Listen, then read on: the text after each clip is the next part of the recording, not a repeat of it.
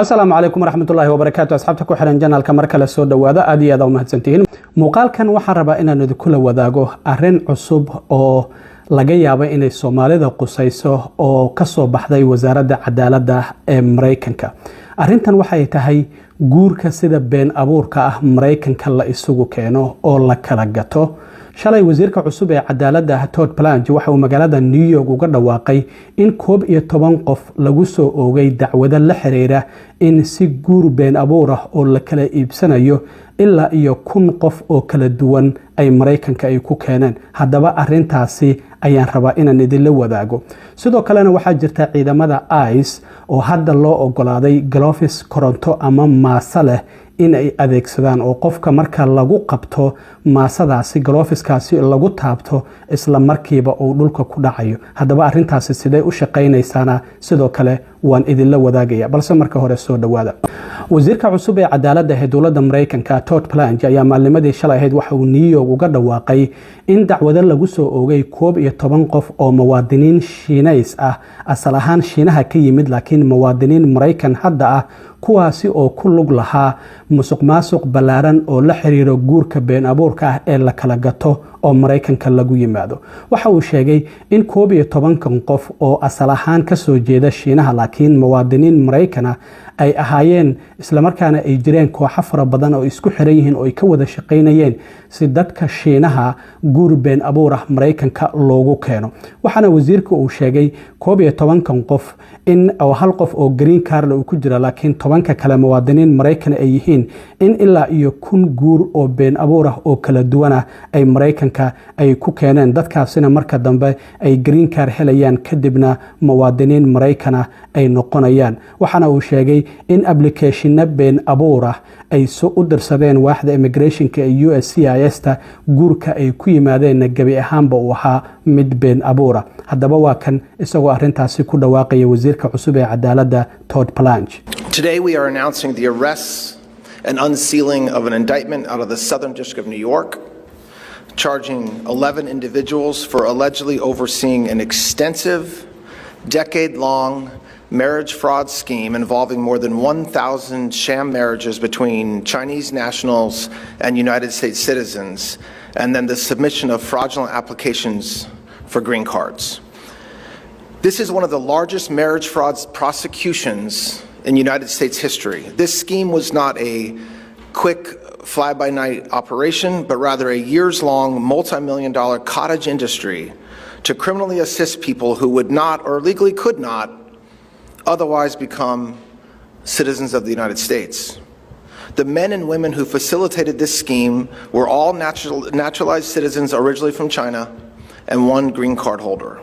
wasiirka cadaaladda waxa uu intaasi ku daray in dadkan ay ahaayeen kooxo isku xiran waxa ayna ka koobnaayeen dad oo ugu magac daray facilitators dadka gacanta ka geysanaya qofka muwaadinka ah ee Mareykanka jooga iyo qofka kale ee Shiinaha jooga ee guur ahaan loogu dacwoonayo isku xiraya waxa sidoo kale jiray in ay jireen dad iyaguna recruiters ah oo soo qorayay dadka muwaadiniinta Mareykanka ah ee doonaya inay lacag qaataan qof Shiinaha joogana guur ahaan oo been abuur ay Mareykanka ay ku keenaan marka dadka facilitatorska ah oo gacan ka geysanaya isku xirka arrintan waxa ay shaqaaleysiiyeen dad qareeno ah oo gacan ka geysta sidii dhinaca immigrationka ay gacan uga siin lahaayeen kuwa dhinaca canshuuraha u diyaariya taxiga oo la xareeyo sanadku markuu dhamaado iyo kuwa kale oo isku mehriya dhammaantoodna dadkan waxa ay ku mideysnaayeen in qofkaasi guurka sharci darada ah oo been abuurka ah Mareykanka lagu keeno waxaana uu yiri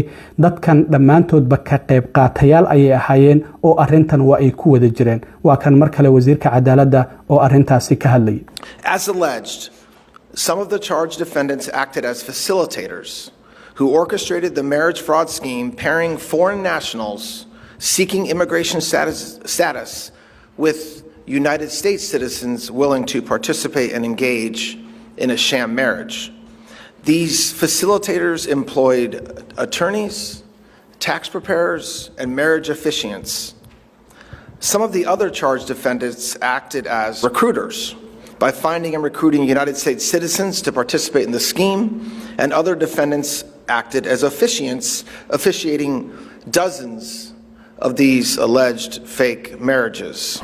wasiirku marka waxa uu intaasi ku daray qaabka ay arintan u shaqaynaysay. waxa uu sheegay in dadkan dhinaca social mediaha kooxaha facilitatorska ay ku xayeysiinayeen iyo sidoo kale meelo kale especially dadka Shiinayska ayaa lagu bartilmaameedsanayay. waxana uu sheegay kooxaha facilitatorska oo dadka Mareykanka jooga ee muwaadiniinta Mareykanka iyo kuwa Shiinaha jooga isku xiraya. qofka Shiinaha jooga ee doonaya in Mareykanka uu yimaado oo qof Mareykana guur been abuur ah ugu dacwoodo waxaa laga qaadaya lacag $100,000 Mareykanka. qofka muwaadinka Mareykanka oo halkan jooga oo isaguna u dacwoonaya qofka Shiinaha jooga $30,000 ayuu qaadanaya qofka muwaadinka Mareykanka ee halkan jooga. markaas kadibna kooxaha recruiterska oo iyagu soo helaya dadka muwaadiniinta Mareykanka ee doonaya qof Shiinaha jooga inay u dacwoodaan isagana $5,000 ayaa la siinayay. markaas kadib waxa uu yiri xaflada been abuur ah ayaa la sameynayay, maqaaxiyo ayaa lagu sameynayay, sawirro ayaa la qaadayay sida halkan aad ka aragtaan, iyadoo waliba meel cidla ah la isku la mehrinayo dadka oo faraanti la isugu galinayo. markaas kadibna xafiis iyaga xiriir la leh ayay tagayeen, waxaana loo diyaarinayay applicationadii USCIS ta loo gudbin lahaa iyo qaabka interviewga ay u marayaan. kadibna heshiisyo dhinaca guurka ah ayaa la kala saxiixanayay oo qofkan haddii uu dhinto iyo waxyaabahaasi la xiriira hantida sidee loo kala qaybsanayaa, caruur haddii la dhalo, sida waxyaabahaasi oo idil oo been abuur ah ayaa la kala saxiixanayay ayuu yiri. sidaasi ayaana Mareykanka lagu imaanayay. waa kan wasiirka cadaaladda oo mar kale arintaasi ka hadlayay. The way that this scheme allegedly worked is the facilitators use social media and other forms of advertising to market fraudulent immigration services to foreign nationals, primarily from China, and Chinese nationals would pay these facilitators as much as $100,000 for assistance in obtaining a marriage, which then allowed them to apply for a green card. The facilitators also paid willing U.S. citizens as much as $30,000 to engage in the sham marriage with the foreign national. Now, often after these phony ceremonies, defendants would stage images of families at restaurants to create the appearance of a legitimate wedding. And some of the defendants also facilitated sham marriages overseas in China. After the marriages took place, the actual ceremony, the then married couples would visit a local office affiliated with the scheme, sign forms for submission to the U.S. Citizenship and Immigration Services, learn about the USCIS interview process to apply for a green card, and then execute prenuptial agreements, which, not surprisingly, given the allegation these were sham marriages, waived their rights to share in the other's estate upon death, child support, and other claims in marital property. wasiirku waxa uu sidoo kale intaasi ku daray dadkan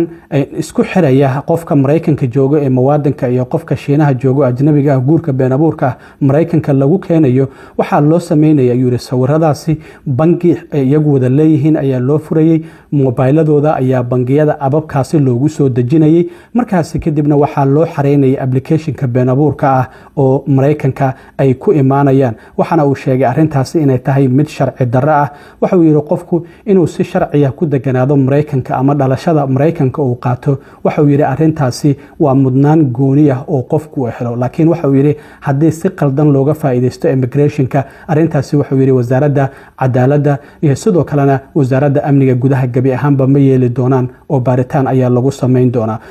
The facilitators of the scheme would then prepare and submit fraudulent green card applications and work with the couples through the immigration process, submitting photographs, opening joint bank accounts, mobile phone accounts, all to obtain green cards to allow them to stay in this country. But that's illegal. These charges and the indictments now unsealed, they show how far people will go to cheat our immigration system.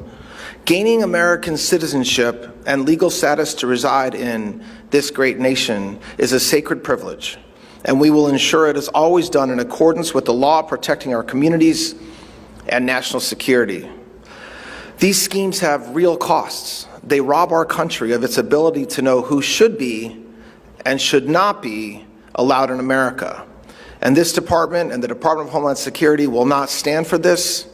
And I think this prosecution and the hard work that went into it with the agents and the prosecutors show that. waxyaabaha qofka dhalashada Mareykanka loogala laaban karo waxaa ka mid ah markiisii hore uu Mareykanka imaanayay qaab been abuur haddii uu ku yimid ama interviewada uu been sheegay in sharciga lagala laaban karo waxaa jirtay bishii September 19keedii ilaa 28keedii ee sanadkii 2025 in Minneapolis iyo St. Paul waaxda USCIS howlgal noocan oo kale ay ka sameysay waxaa jirta xitaa gabar Soomaali ah oo ila soo xiriirtay xilligaasi oo tiri anigoo shaqo ku jira ayaa waxay soo wacday laba qof oo yiri immigration ayaan ka soconaa gurigaada hortiisa ayaan taaganahay no imaw waxayna sheegtay dacwad ninkeeda inay u xareysneed marka baaritaankaasi su'aalo fara badan ayaa gabadhaasi la weydiiyay marka baaritaankaasi hadda guud ahaan wadanka ayuu ka socdaa guurka been abuurka ah oo Mareykanka lagu yimaado ayaana la baaraya haddii arintaasi marka hadda aad ku lug leedahay oo qof lacag intaad ka qaadatay dacwadi ay ku xareysan tahay ama hadda kadib aad doonaysay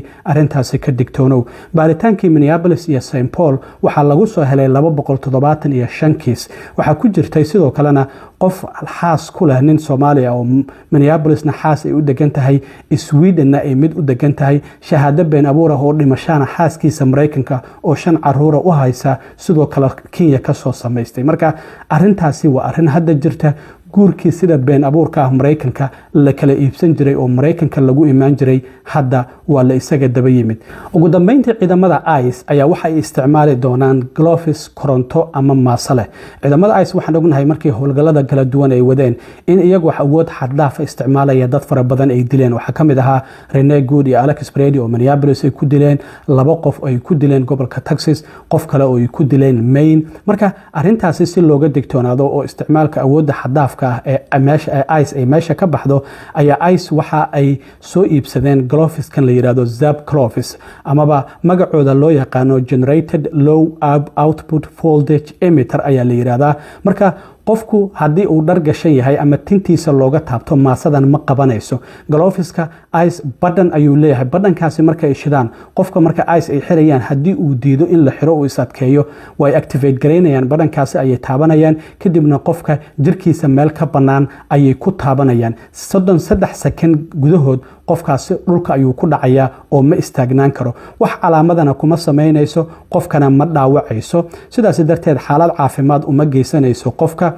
waxaana sidoo kale jirta sida sharciga haddii loo isticmaalo oo aan muddo aan lagu haynin qofka jirkiisa inaysan wax khatar aysan u geysanaynin 20 milyan oo dollar ayaa ICE ay kala soo baxayaan wasaaradda amniga gudaha gloveskan waxaana sidoo kalena ay ICE ay sheegtay inay meesha ka baxayso hubkii ay adeegsan jireen amaba sidoo kalena paper spray ee adeegsan jireen qofka waxyaabaha indhaha looga buufiyo dadka aan loo isticmaali karin waxa kamid ah dadka da'da ah caruurta haweenka uurka leh iyo dadka baahiyaha gaarka qabo marka ICE hadda gloveskaasi korontada ama maasada leh oo qofka marka lagu taabto isla markiiba uu dhulka ku dhacayo ayaa ay adeegsanayaan muuqaalkan aad arkaysaan kambaniga soo saaray ayaa isagoo dad ku tijaabinaya sameeyay marka sidaad aragtaan qofka isla marka lagu taabto oo jirkiisa meel ka banaan lagu taabto isla markiiba dhulka ayuu ku dhacaya marka ICE-na waxay doonayaan hadda in ay gloveskaasi ay helaan iyadoo wasaaradda amniga gudaha ay sheegtay hadda ciidamada ICE dhammaantoodba kaamarooyinka sida kuwa booliska ay xiran yihiin oo kale in loo qeybiyey oo hadda kadib wax kasta oo howlgal kasta oo ay sameynayaan ay duubi doonaan arrintaasna waxay ka mid ahayd heshiiskii labada xisbi markii lacagta wasaaradda amniga gudaha miisaaniyadda loo ansixinayay waxyaabaha dimuqraadiyiintu ay dalbanayeen in kaamarooyin loo xiro dhammaanba ciidamada ICE marka howlgallada ay sameynayaan maxaa yeelay waxaa jirtay dad fara badan oo dhibaateeyeen markaasina ciidamada ICE la ogaaday howlgallada sameynayay inaysan wax kaamarooyina aysan u xirnayn aad iyo aad u mahadsantiin